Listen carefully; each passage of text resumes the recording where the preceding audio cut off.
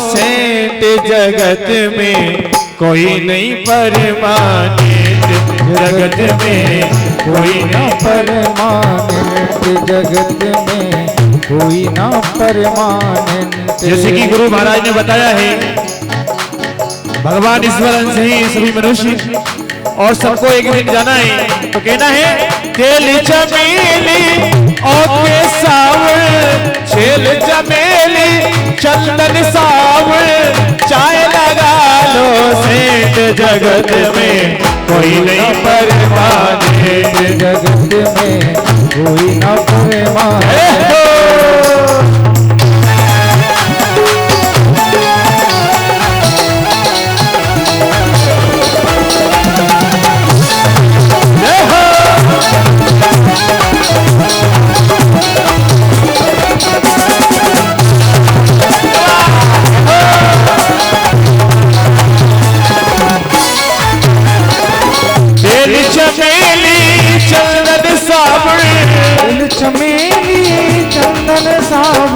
अरे तेल चमेली चंदन साबुन, तेल चमेली चंदन साबुन, अरे चाय लगा लो सेठ जगत में कोई नहीं परमानेंट, जगत में कोई न परमानेंट।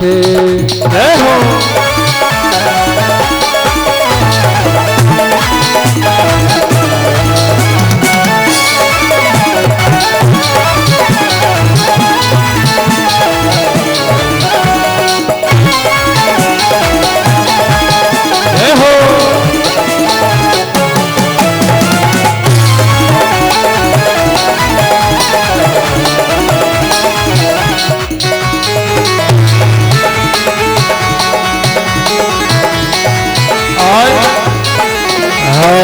काशी घूमो बतरा घूमो, घूमो दिल्ली केंद्र भैया, घूमो दिल्ली केंद्र प्यारे, घूमो दिल्ली केंद्र। काशी घूमो बतरा घूमो, घूमो दिल्ली केंद्र भैया, घूमो दिल्ली केंद्र। अरे एक दिन उड़ जाएगा पंछी, एक दिन उड़ जाएगा पंछी, अरे तेरे तंबू टेढ़ जगत में, जगत में, जगत में कोई नहीं परमानेंट, जगत में कोई नहीं परमानेंट।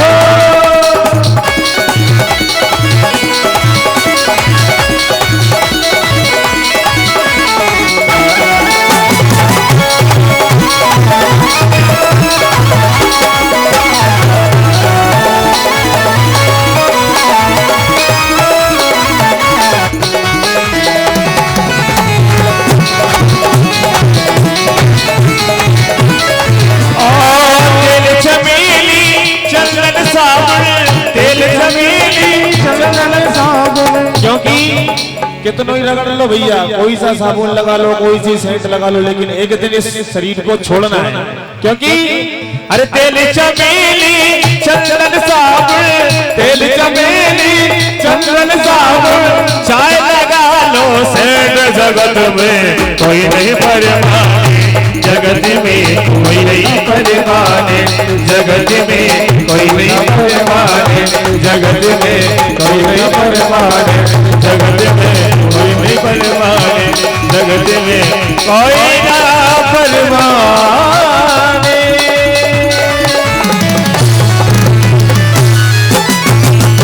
बोल वृंदावन बिहारी लाल की जय।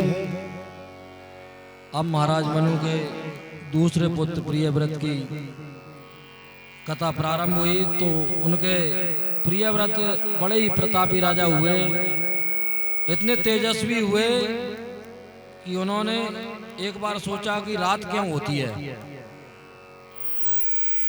जो रात क्यों होती है, ऐसा विचार करके और उन्होंने भगवान सूर्य देव का तेजोमय रथ को रोक दिया।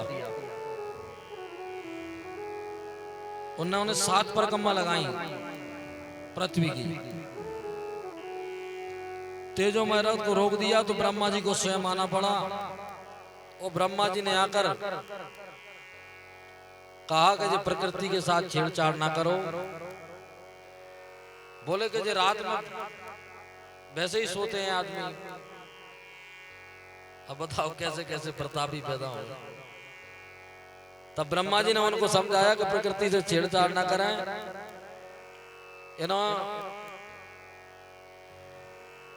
समझा कि बेटा गड़बड़ करोगे तो प्रकृति में कोई वस्तु व्यर्थ नहीं है। कि जैसे कि रात्रि विषय पुरुषी लोगों को विश्राम भी करते हैं ना, तो उसी जगह योगी की समाधि लगा करके और वे अपना ध्यान भी करते हैं। यहाँ पर सभी चीज काम की है, कोई व्यर्थ नहीं है। उसके बाद में जब पूछा कि महाराज को भूगोल के बारे में बताएं परीक्षित ने, तो सुखदेव स्वामी वर्णन करते हैं कि पहला द्वीप हुआ जम्बूद्वीप, जिनके अधिपति बने महाराज आग्नेश, और आग्नेश के 9 बेटा हुए। इन्होंने पूर्वाचित अप्सरा से विवाह किया। इन्हों से जम्बूद्वीप के हुए 9 खंड, और अपने 9 पुत्रों को इन्होंने बंटवारा कर दिया। सबसे पहला खंड जिसके अधिपति बने महाराज नाभि, और मेरु देवी से विवाह करके इनके यहाँ कोई संतान नहीं हुई। फिर उन्होंने पुत्र यज्ञ किया, तो यज्ञ ने से भगवान प्रसन्न होकर के पूछा क्या चाहते हो, तो इन्होंने गदगद होकर कहा मांगा। तो ब्राह्मणों ने कहा कि जाओ क्या चाहते हो, तो ब्राह्मणों ने कहा कि हम भी अब आपको क्या बताएं। तो स्वयं नाभि के ऋषभ के पुत्र के रूप में प्रकट हुए ऋषभ देव। बोलो ऋषभ देव भगवान की। इंद्र ने एक बार वर्षा करना बंद कर दिया था, तो इन ब्राह्मणों ने जाकर के वहां मंत्रोच्चारण करके और इनसे कहा, तो मंत्रों के द्वारा इंद्र को भी इन्होंने खींच लिया था। दिव्य उपदेश देकर के ऋषभ ने परमहंस की वृत्ति को धारण कर लिया। बाद में ये पागलों की तरह हो गए थे ऋषभ देव जी, क्योंकि जो जहां जाते वहां भीड़ लग जाती। तो इन्होंने 1-2 किलो का पत्थर अपनी मूड़ पर रख लिया, तो सब लोग कहने लगे कि बाबा तो पागल है। फिर जाके इन्होंने अपना आत्म कल्याण किया। मान बढ़ाई जब से आई तब से किस्मत फूटी, और स्वामी स्वामी बजने लागे लगन राम से छूटी। आगे चल के महाराज भरत का चरित्र हुआ। ऋषभ नंदन सम्राट बने राजा भरत, और इनके 5 पुत्र हुए। सुमति को सत्ता का भार सौंपकर और भरत जी पुलाह का आश्रम शालिग्राम क्षेत्र नेपाल में चले गए, और गंडकी नदी के पास जाकर के इन्होंने तपस्या की। अब आप ये बताओ कि 9 पुत्र और भारत जैसा राज्य, भारत को पहले अजनाब बोलते थे, अजनाब खंड। और जब से भरत हुए, जब से भारत में 3 भरत हुए। और भरत का इतिहास आज इतना बड़ा है कि रामायण में राम जी के भाई भरत,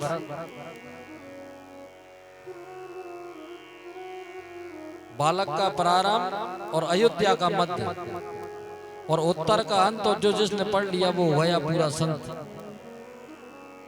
तो भरत चरित की महिमा है मध्य में। रंती देव भरत, शकुंतला नंदन भरत, जड़ भरत। तो जिनने जब राज्य को छोड़कर अपने देकर के और ये भजन के लिए गए, तो 24 घंटा भजन करते थे उस जगह पे जाके गंडकी नदी के पास। एक दिन क्या हुआ, सुबह जो सूर्य भगवान को जल दे रहे थे, तो सामने से क्या होता है, एक हिरणी आती है, वो गर्भवती रहती है। उस पर ज्यादा भगाई नहीं आ रही थी, ज्यादा दौड़ नहीं पा रही थी। उधर से एक सिंह ने, शेर ने धाड़ मारी, और वो हिरणी के बच्चा गिर गया। और हिरणी ने वहीं प्राण त्याग दिया। अब इस दृश्य को देख रहे थे महाराज भरत, तो उन्होंने देखा कि इसके अब मेरे अलावा इसका कौन है यहाँ। इधर उधर देखा तो कोई नहीं था, तो जाकर के उन्होंने उस बच्चे को उठा लिया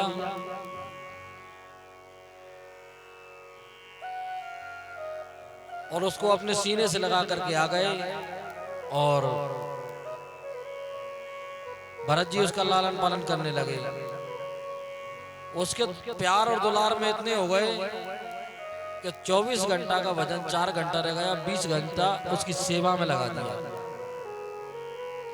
क्योंकि जब बच्चा को पालना है तो दूध की जरूरत पड़ती है, तो फिर एक गाय पाली,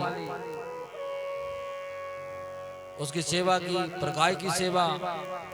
और भजन नहीं करते, जब उधर उधर आता जैसे भजन करने थोड़े बैठे तो वो आगे पीछे से उनके पास में आ जाता, तो गोदी में ले लेते और उससे दुलार करने लगते। समय का कोई पता नहीं है। भारत जैसा राज, चक्रवर्ती सम्राट और 9 पुत्रों को छोड़ के और एक हिरण के बच्चा में मन लग गया। अंत में हुआ क्या कि एक दिन हिरणों का झुंड निकला, तो वो बच्चा तो अपनी जाति के लोगों को देख करके उनके साथ उचक गया, झुंड में जाके मिल गया। और इधर भरत जी उसकी चिंता करते रहे सारे दिन। उन्होंने सोचा कि अरे जाने कहाँ होगा मेरा बच्चा, किसी ने मार तो नहीं दिया होगा। मृग का चिंतन करते करते और उनका अंतिम संस्कार हो गया, मृत्यु हो गई। एक मृगा के संग थे भरत धरी मृग देह, और तुलसी उनकी कौन गति जो घर घर करत सनहे। इस चीज से हमको यही शिक्षा मिल रही है कि अपन कितना प्रेम कर रहे हैं। जब एक मृग के बच्चा से उनने स्नेह किया तो उनको मृग बनना पड़ा। अगर पुनरअपि जन्म पुनरअपि मरणम, हमको इस मृत्यु लोक में बार बार जन्म लेना पड़ता है। और कुछ लोग तो ऐसे हैं, वो तो ये चाहते हैं कि हम बने तो मनुष्य बने, मोक्ष तो हो ही ना जाए। तो वो तो कहा है कि अपने छोटे नाती पोती में अंतिम समय तक मन लगाए रहते हैं, और भगवान के नाम का अभ्यास नहीं होता है तो वो अंत समय आ नहीं सकता है। तो तुलसी उनकी कौन कहे जो घर घर करत सने। जब भरत जी को मृग बनना पड़ा, मृग योनि में गए, पर भगवान की इतनी देव इच्छा कि उनको विस्मृति बनी रही, वो भूले नहीं। वो जब विस्मृति बनी रही तो वो क्या करते थे कि झुंड से अलग रहते थे, सूखी घास चरते थे। और अंत में एक दिन सरखंडों के वनों में आग लगी तो सारे हिरण भाग गए और उन्होंने अपना शरीर वहीं त्याग दिया। जब मृग योनि छूटी तो उनका जन्म एक ब्राह्मण के घर में हुआ।